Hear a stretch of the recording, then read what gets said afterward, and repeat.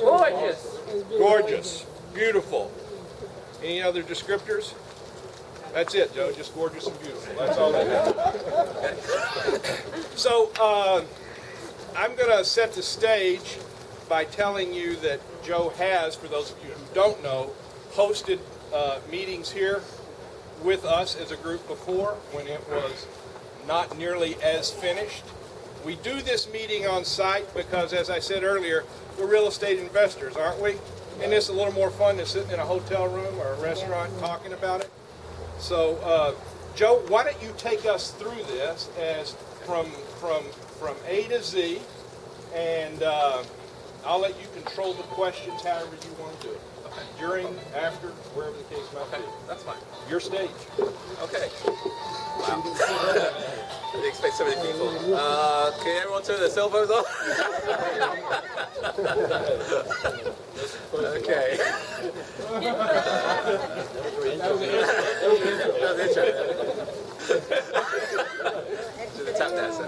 Okay, my name is Joseph Asamoah. First of all, I'd like to thank you all for coming up to Shepherd Street today. And as Scott was saying, I'm the the owner of this property. And what I'm going to do today is talk about this project from how we found it, how we sort of designed got the conceptual design, talk about the financing, talk about the rehab, the trials and tribulations of that, and then talked about the marketing at the back end and getting the house for sale. There's a lot of interesting information I'll share with you. I encourage you to ask questions. If I can't answer it, I'll ask Dave and Bonnie. What's it called? I can pretty much address any questions that you have about this project, lessons learned, trials and tribulations, and do's and don'ts, and things like that. I'm very open, and I don't mind sharing. And I've invited my contractors to be here today, so they may show up here. They are excellent, and highly recommend them. They are doing this house plus another one for me, and we'll be going to sell them hopefully in another couple of weeks on another house in DC, and also another one in Capitol Heights. So they'll be doing my projects there. So a couple of little bit about me, if you don't know. I've been doing this for about 25 years now. I used to live in England, and I came over to the United States in October the 17th, 1985 at 7:30 on TWA flight 732. to be exact, yeah. It's what they call a defining moment. And when I came here, I didn't know anything about real estate. I did like everybody else does, listen to late night movie infomercials. You too can do this stuff. And I listened to one of those guys, went to a class, bought his course, did my first deal, complete disaster. Everything that you shouldn't do, I did. Everything that you weren't supposed to do, and all that stuff. So essentially, it was a house in Northwest DC, and it was a rental house. The owner, offered to me as a no money down, just like what they said in the infomercial. So obviously, I was really, excited by that. And there were some tenants in the house, and after I bought the house, I found out they hadn't paid him for 3 months. And there was a water bill of $5,000, and the government was going to put it on a tax lien to sell. And I didn't know anything about landlord-tenant in Washington, D.C. I don't know if anybody does know, but it's not the easiest place to get rid of people. And needless to say, I didn't know anything, and it was just pure hell. But fast forward, I learned everything not to do, and decided to, keep on going. It turned out very, very well. I still kept the house. It's in Columbia Heights, Northwest. I bought it for $40,000. It's now, I don't know, $500,000-600,000. And I just kept on going. So my strategy all along was to buy, fix, and hold.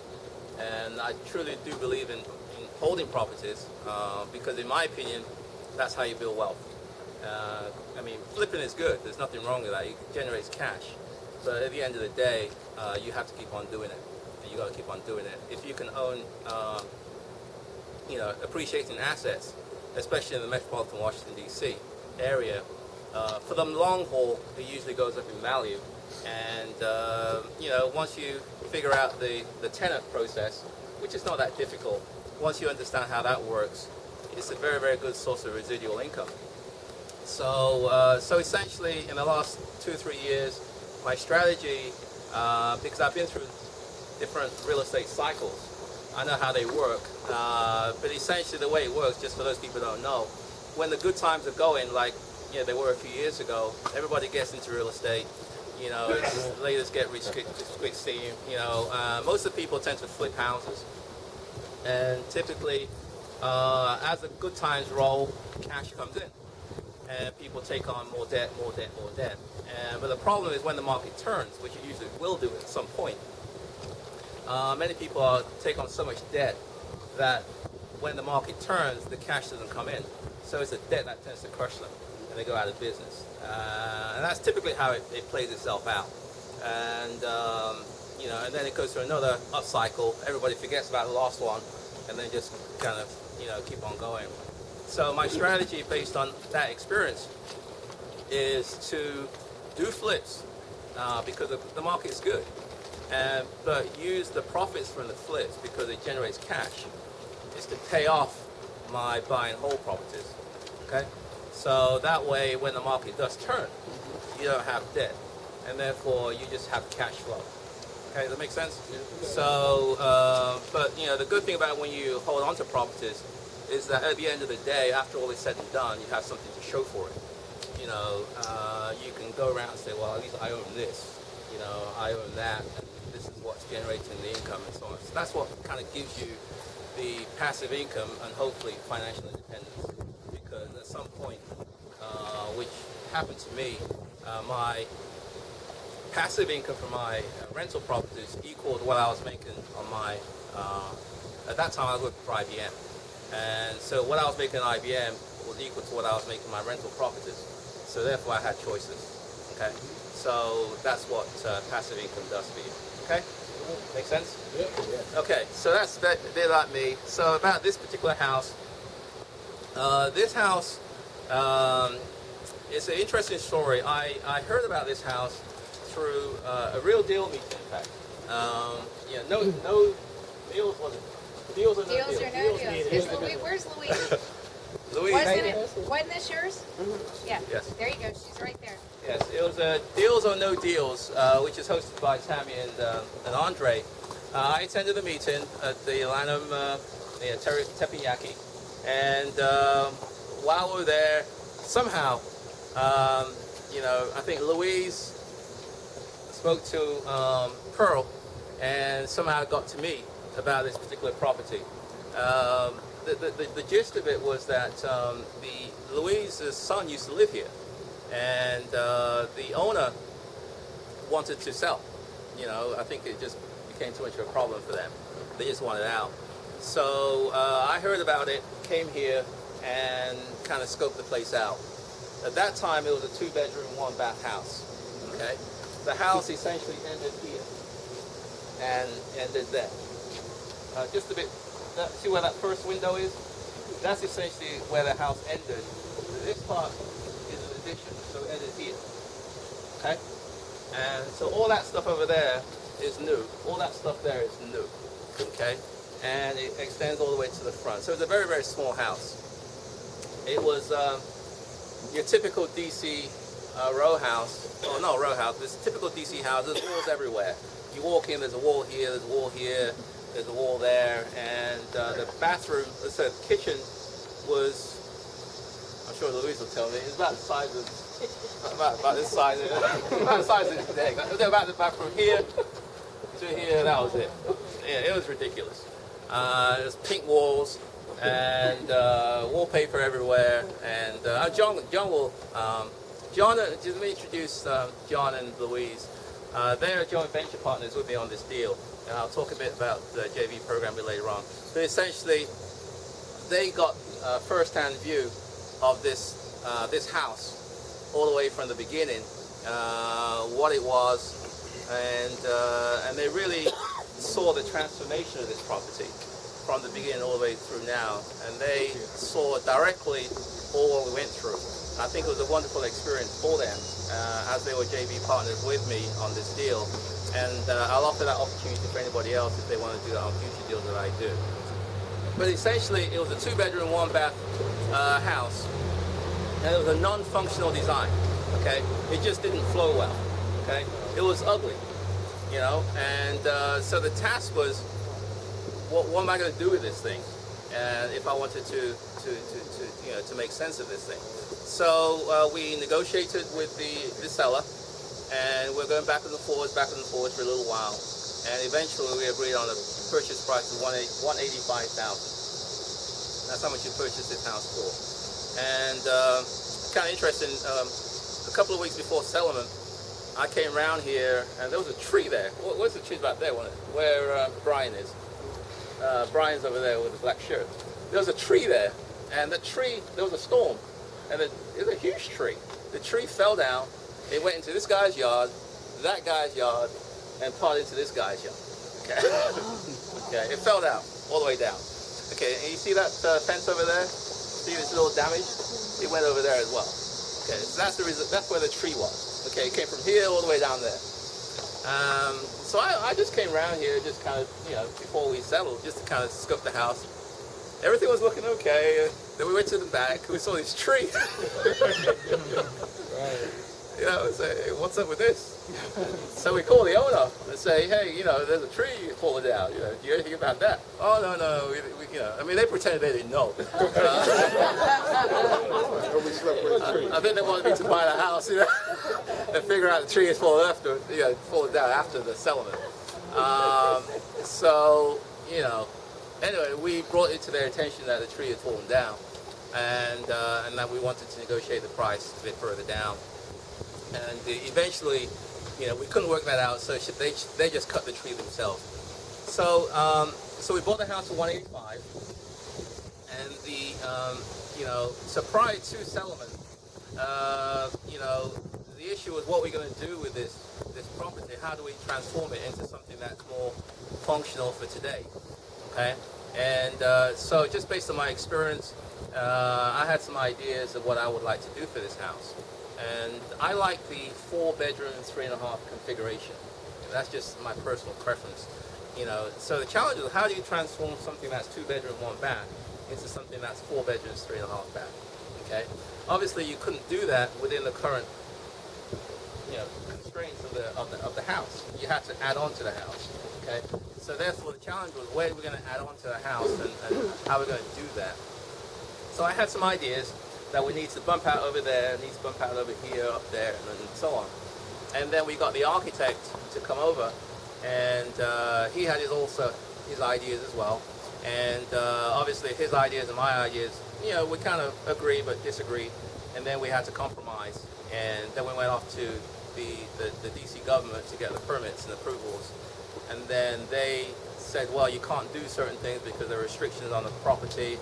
So we had to go back and change the design, and then go back to the DCRA again to get approval. Ultimately, we got the approvals for the design. And this was immediately after settlement, okay? So in hindsight, I probably should have called the architect as soon as I knew we were going to go to settlement. And that way we can get the project going as soon as we go to settlement. But that's okay. I didn't want to, because at this time, there was a lot of backwards and forwards with the seller. So we wasn't even too sure when the settlement will take place, okay? So, but ultimately, we got the design in. So I look for 5 things in the design. Whenever I look at a house, it's the 5 things I look for are the kitchen, the bathrooms, the bedrooms and closets, and what I call, open space, and what I call functionality. Functionality is when you kind of walk through a house, it just flows well. I think you've been to some houses where you go in, you kind of put your head back and say, well, what is this? This doesn't look right, and it's kind of odd. So to me, that's not a functional design. You want something where people walk through and they understand, and it just flows well, and they don't have to do a whole lot of thinking. It just makes sense to them. And one of the key parts to that is staging your property. And because staging the property avoids the thinking, because people can see that this is the living room, this is the dining room, this is the bedroom, this is the rec room, and there's no thinking.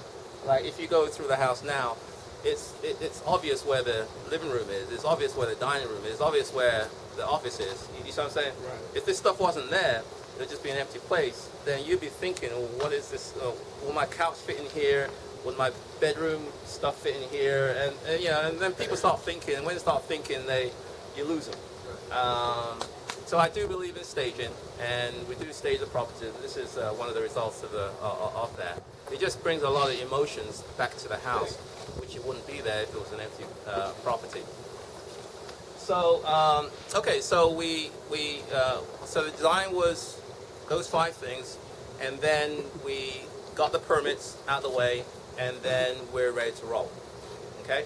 Obviously, the next step is to hook up with the contractors and negotiate with them the prices and the terms and conditions, things like that. I have my contractors, Nixon and Pedro. I don't know if they're here. Probably not here yet. But they're the greatest guys in the world. They are good. And I'm sure if you're an investor, you've had your fair share of contractor stories. I'm sure we can have we could commiserate over some beer and some wine, I mean, I've had my fair share of contractors from hell. Guys that you have to wake up in the morning, they're drunk. You got to take them to Home Depot, and you got to argue with them, you got to curse them, you got to cuss them out, they curse you out. I mean, I've been there, done that, and so, that's unfortunately it's strange, but it's the nature of the beast in this business. It's hard to find good contractors. And to me, I don't understand why, because you think that if you're a good client and you're going to pay, I mean, all you want is good work. I mean, that's it. It's very simple. You do good work, I'll pay you. I mean, there's not a whole lot of. Name of that contractor again? Nixon and Pedro, I'll give you their name towards the end. But they're Lamar Construction. That's what they are. And but for some reason, it's almost like the thing of just because you can cook doesn't mean you can run a restaurant. It's the same kind of concept. A lot of these guys are good with their hands, but they're just not business people. And they don't understand business. Business is that you do good work, make your customer happy, you'll get more business, and you grow. I mean, it's common sense, but not everybody understands that. So I kind of was blessed to come across these guys, and the way I came across with them that's a story in itself. They were doing a job for me not too far from here, and unfortunately there was they were working for the GC, and the GC wasn't paying the guys, but I was paying the GC, and so in the end we kind of had a discussion, and then well, that's your words, not my words. We had a discussion, and then as I say, the rest is history.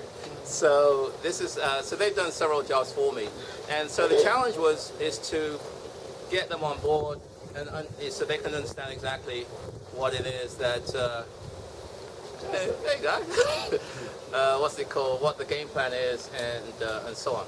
So I have a very detailed scope of work.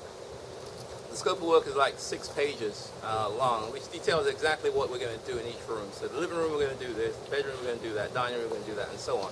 So there's very little minimal misunderstanding. Everybody knows exactly what's going on.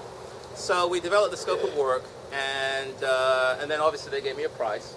And the way we have it with these contractors, and there's different models that everybody does it differently. The way I do it, which appears to work for me, is that they give me a price for labor, okay, and I buy the materials, okay, and so they give me a price based on the scope of work, and I would be responsible for getting them the materials. I've tried the other way, whereby the contractor would give you the price of labor and materials. Sometimes it works, sometimes it doesn't. Sometimes if they run into cash flow problems, which many times they do, then they don't have much money left over, so they start kind of giving you downgraded materials. in order for them to save some money. So you may not get the right finished products and things like that. You get kind of, sometimes inferior products and so on. So and sometimes these guys aren't business people, as I said before, so they can't manage cash flow, and so they're always running out of money. Especially it's Friday, and their guys want to get paid, and the work's not done, but they still want to get paid, and so obviously there's some discussions that needs to take place then, and so on. So anyway, so that's the way we addressed it on this project. So essentially, they gave me a price for labor, and they gave me an estimate for how much the materials would be, and like all things, and they also gave me a time frame for how long this project would be. And like all good rehabs, it cost more and it took longer, than what we expected. So essentially, what we budgeted for was we started this project in, I think, in end of February, I think time it was, and we finished about a month, about 4 weeks ago. We finished, I think. So it took a few months, but that was okay. There were some issues that we ran into, which we resolved, and but for the most part, the project went smoothly. There was no real major headaches, but I will talk about some of the lessons learned a bit later on. So the budget for the project was estimated initially. It was going to be around, I think, 110, but it all turned out to be around, I haven't done the final numbers yet, but it's probably going to be around 135,000, 140,000. That's the renovation. Okay. So we bought it for 185, and we're going to spend around, let's say, 150 on the renovations. Obviously, there are holding costs, there are acquisition costs, and there's going to be selling costs on the back end for real estate agents and any other assistance we may give to the seller or the buyer, but I don't think we'll probably do that. And but there's going to be a decent profit here. Hopefully, I'll be able to pay the electric bill, and What do you have on the market? So it's listed now for 519. And the original, when I started the project, I envisioned that we would sell it for 425. Okay, and then as we started the rehab, it was turning out better than I thought it would be. So I thought, well, maybe we'll get for 450. And it always kept on turning out better than what it would be. So then it went to 475, and then we looked at the competition around here, and we felt very comfortable that we were getting, we saw some $525,000, $535,000 homes around here, which in my opinion we stacked up well against. So we decided to lower the price, to go in a bit lower, and then we all decided at 519. Okay, it's been on the market for about 8-9 days, I think it is. So just over about a week and a half it's been on the market.